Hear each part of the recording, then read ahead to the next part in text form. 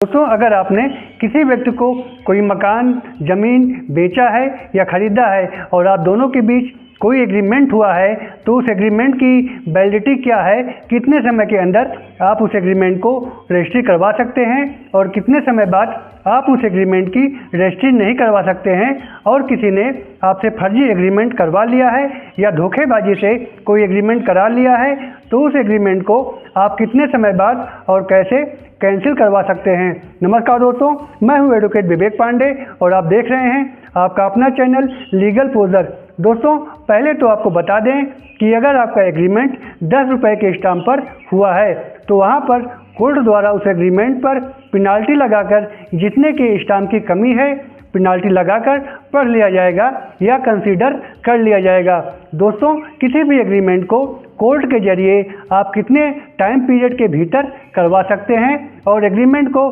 किस time period के भीतर या किस टाइम पीरियड के बीत जाने के बाद आप उसे कैंसिल करवा सकते हैं। दोस्तों, लिमिटेशन एक्ट में कहा गया है कि अगर आपका किसी से एग्रीमेंट हुआ है और एग्रीमेंट में कोई तारीख निर्धारित की गई है, मान लीजिए कि आपका एग्रीमेंट 1 फरवरी 2024 को लिखा गया है और उसमें ये कहा गया है कि अगले 6 महीने बाद यानी 1 जुलाई 2024 को मैं रजिस्ट्री करा लूँ, यानी 1 जुलाई 2024 को मैं आपको रजिस्ट्री कर दूंगा। तो जिस तारीख को, जिस डेट को रजिस्ट्री करने की बात कही गई है उससे 3 वर्ष के भीतर यानी 1 जुलाई 2024 से लेके 3 वर्ष के भीतर आप कोर्ट द्वारा रजिस्ट्री करवा सकते हैं। दूसरा है दोस्तों कि अगर एग्रीमेंट में ये कहा जाता है कि पैसा प्राप्त करने के बाद जब भी खरीदार कहेगा तब रजिस्ट्री कर देंगे, तो ऐसे में आप जब भी अगली पार्टी से रजिस्ट्री करने को कहेंगे उसके 3 वर्ष के भीतर यानी जब जिस तारीख को आपने उससे रजिस्ट्री करने को कहा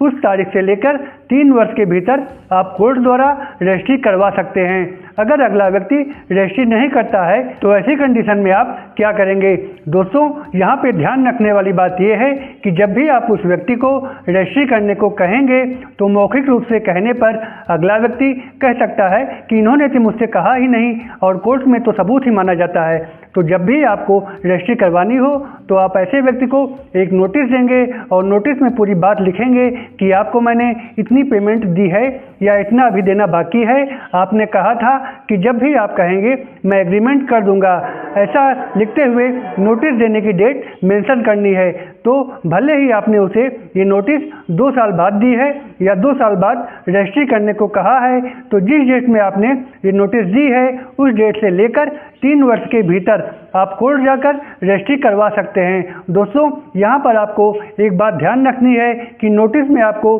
ये कभी नहीं लिखना है कि इतने सालों से तो आपसे कह रहा हूँ आप रजिस्ट्री नहीं कर रहे हैं, वरना आपका ये 3 साल का टाइम पीरियड यहीं समाप्त हो जाएगा और आपका मुकदमा खारिज हो जाएगा। अगला है दोस्तों कि वे कौन कौन से आधार हैं जिनसे आप कोर्ट द्वारा एग्रीमेंट कैंसिल करवा सकते हैं। अगर आपसे या आपकी फैमिली मेंबर से धोखाधड़ी से एग्रीमेंट करवा लिया जाता है या नंबर 2 आपको बहला फुसलाकर एग्रीमेंट करा लिया जाता है, तो अगला है कि आपको झूठ बोलकर झूठी बातें बताकर आपको धमकी देकर एग्रीमेंट करवाया जाता है, तो इस कंडीशन में आप कोर्ट द्वारा एग्रीमेंट को कैंसिल करवा सकते हैं। अगला है दोस्तों कि अगर आपको कोई ज़्यादा पैसा उस प्रॉपर्टी का दे रहा है तो इस आधार पर आप एग्रीमेंट को कैंसिल नहीं करवा सकते हैं। अगला है दोस्तों कि अगर एग्रीमेंट कराने वाला कोई गलती करता है तो भी आप एग्रीमेंट को कैंसिल करवा सकते हैं। जैसे मान लीजिए आपको जो चेक दिया गया था वो बाउंस हो गया या एग्रीमेंट में लिखा गया था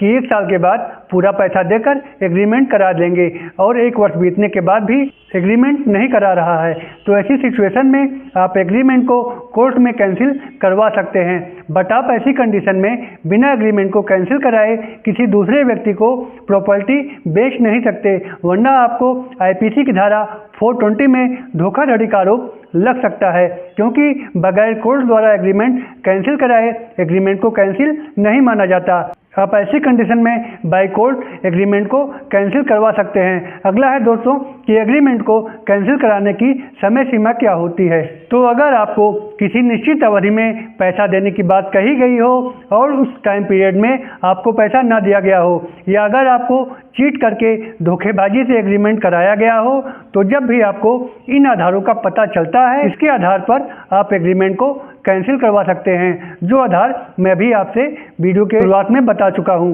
दोस्तों, इन आधारों की जानकारी जब भी आपको होती है उस डेट से लेकर 3 वर्ष के भीतर आप एग्रीमेंट को बाय कोर्ट कैंसिल करवा सकते हैं। और लिमिटेशन एक्ट में कहा गया है कि जब ये तथ्य आपको पहली बार पता चले उससे 3 वर्ष के भीतर आप एग्रीमेंट को कैंसिल करवा सकते हैं। तो दोस्तों, ये था हमारा आज का विषय अच्छा लगा हो तो वीडियो को एक लाइक करके चैनल को सब्सक्राइब कर दें, ताकि ऐसी ही जानकारियाँ हम आप तक आगे भी ला सकें। तब तक के लिए goodbye and thanks for watching.